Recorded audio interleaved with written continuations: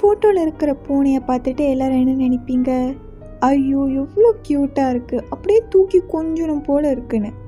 அதுவே இந்த ஃபோட்டோவை பார்த்தா ஐயோ அவசகுணம், கெட்ட சகுனம் அப்படி தானே நினைக்கிறீங்க? நான் சொல்கிறதுல ஏதாவது தப்பா? அப்படி தானே இத்தனை வருஷமாக பேசிக்கிட்டு இருந்தாங்க. மற்ற பூனைங்களுக்கு ஒரு சட்டம், கருப்பு பூனைங்களுக்கு ஒரு சட்டம்னு. கருப்பு பூனைனாலே ஒரு அவசகுணம், கெட்ட சகுனம்னு முன்ன காலத்துலேருந்து பேசிட்டு வராங்க.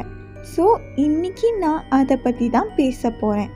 ஏன் கருப்பு பூனைனாலே ஒரு கெட்ட சகுனம்னு சொல்கிறாங்கன்னு. இந்த கருப்பு பூனை பற்றின பயம் இப்போ உள்ளது கிடையாது. 100 வருஷம் முன்னாடிலேருந்து அவங்க நம்பிக்கிட்டு வராங்க கருப்பு பூனைனாலே ஒரு அவசகுணம்னு. எப்போலேருந்துன்னா 1600ஆவது காலத்துலேருந்து. ஏன்னா அப்போல்லாம் சூனியக்காரங்க நடமாடிக்கிட்டு இருந்ததாக பேசுகிறாங்க. ஸோ அப்போ சூனியக்காரங்க அவங்க செய்கிற கருப்பு மந்திரத்துக்கெலாம் விலங்குகளை பயன்படுத்தியிருக்காங்க. அந்த விலங்குகளில் ஒன்று தான் கருப்பு பூனையும். மெடிவல் யூரோப்பில் கருப்பு பூனைனாலே சூனியக்காரங்களுக்கு சம்மந்தப்பட்டது தான்னு நம்புகிறாங்க. ஏன் அப்படி சொல்கிறாங்கன்னா, ஏன்னா சூனியக்காரங்கனால அவங்க உருவத்தை ஒரு கருப்பு பூனையாக மாற்றிக்க முடியும்னு. அது மட்டும் இல்லாமல் ஒரு சாத்தான் கூட அதோட உருவத்தை கருப்பு பூனை மாதிரி மாற்றிக்க முடியும். ஸோ நைட்டில் ஒரு கருப்பு பூனை பார்த்தாலே அது ஒரு சூனியக்காரவங்க தான் அப்படின்னு நம்புகிறாங்க.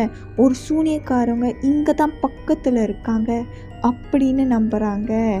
இந்த பயத்தினாலே ஆயிரக்கணக்கான கருப்பு பூனைங்களை கொலை செஞ்சுருக்காங்க. காலப்போக்கில் இந்த மூட நம்பிக்கைலாம் இன்னும் ஸ்ட்ராங்காக வளர்ந்துச்சு. அன்டில் எல்லாரும் நம்ப ஆரம்பிச்சிட்டாங்க, ஒரு கருப்பு பூனை நம்ம நடக்கும்போது க்ராஸ் பண்ணாலே கெட்ட சகுனம், ஒரு கருப்பு பூனையை நைட்டில் பார்த்தா ஆபத்து வருது, ஒரு கருப்பு பூனையை வீட்டில் வச்சுருந்தா அது கெட்ட சக்தியை நம்மளே வரவழைக்கிற மாதிரி. இந்த மூட நம்பிக்கைலாம் ஒவ்வொரு ஊர்லேயும் ஒவ்வொரு கலாச்சாரத்துலேயும் ஸ்ப்ரெட் ஆகிருக்கு. ஏன் நம்ம கலாச்சாரத்துலேயே நம்ம நினைக்கலையா கருப்பு பூனைனாலே அவசகுணம்னு? அந்த மாதிரி தான். ஆனால் இந்த ட்விஸ்ட்டை கேளுங்க. ஒரு சில கண்ட்ரியில் இந்த கருப்பு பூனைனா நல்ல சகுனம்னு கூட சொல்லுவாங்க. அது என்ன கண்ட்ரின்னு கேட்டிங்கன்னா யூகேலேயும் ஜப்பான்லேயும். இந்த ஊர்லலாம் கருப்பு பூனைனாலே ஒரு பாதுகாப்புக்கு, நல்லதுக்கு, நல்ல சகுனம் வருது, நம்ம வீடு தேடி வருது அப்படின்னு நினைக்கிறாங்க. ஆனால் இதெல்லாம் உண்மையானு கூட நமக்கு தெரியாது.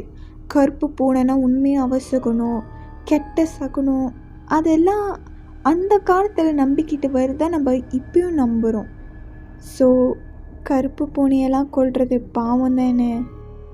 இப்போ நீங்கள் சொல்லுங்கள், ஒரு கருப்பு பூனையை நீங்கள் பார்த்தீங்கன்னா நீங்கள் என்ன பண்ணுவீங்க?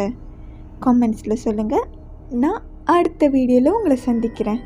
Take care. Bye bye.